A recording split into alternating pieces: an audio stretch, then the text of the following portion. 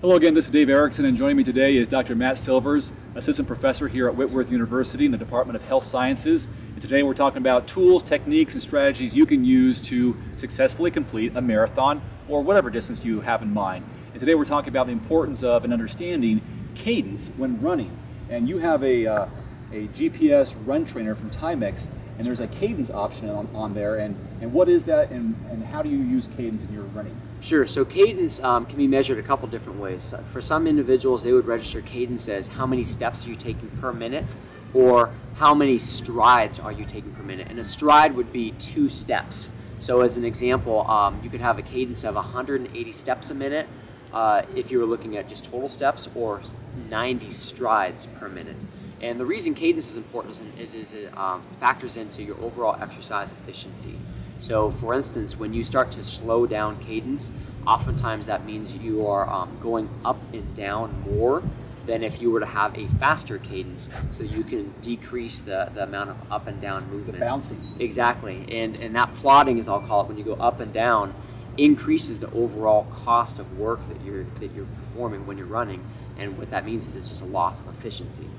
And you can set that on your watch to give you alerts, or at least notify you that you're on target? Correct, yeah. So there's an optional foot pod with this. I believe that once registered with the watch, it'll register how many strides you're taking per minute.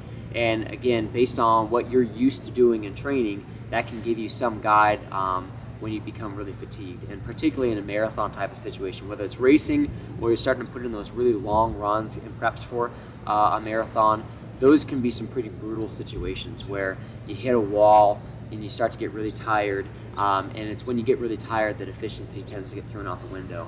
So having some sort of a measure of cadence can provide you with a prompt to say, hey, I know I'm getting tired, but I don't want to get injured.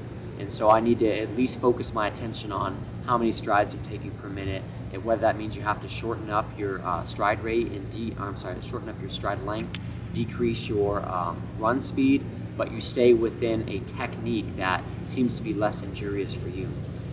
How does that differ for tall people as opposed to short people? Sure, it's a great question. There's 2 camps of thought based on what I've seen in the research and people who are experts on this. There's kind of an optimal cadence that's thrown out a lot, and that optimal cadence is maybe 80 to 90 strides per minute, so we'd be looking at 160 to 180 steps a minute. And then the other camp says that there's a self-selected cadence that works best for every single individual. When you compare people of different heights, I think the self-selected cadence tends to have more weight, in the sense that people aren't built the same, and so you have to figure out what's most efficient for you. A great example of this, while not in a distance example, would be Usain Bolt in the most recent Olympic Games.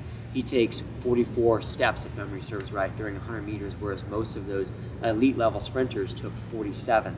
So obviously, his stride rate and stride length are a little bit different than them, even though we're talking about a short distance. Over a long distance, that actually can impact overall energy cost, exercise efficiency, and so on. He's covering more ground, less steps, yeah, but it's a powerful shorter distance too. So that's important. Speed is really just stride rate times stride length. And stride length isn't so much how far you're spreading your legs apart with each step that you take, but it's how much distance are you covering with every single step.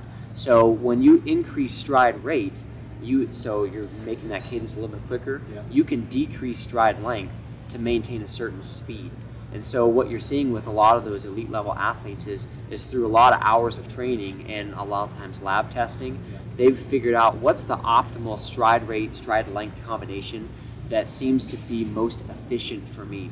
And as those 2 examples show, for them, a higher stride rate matched with potentially a shorter stride length allows them to maintain their goal pace.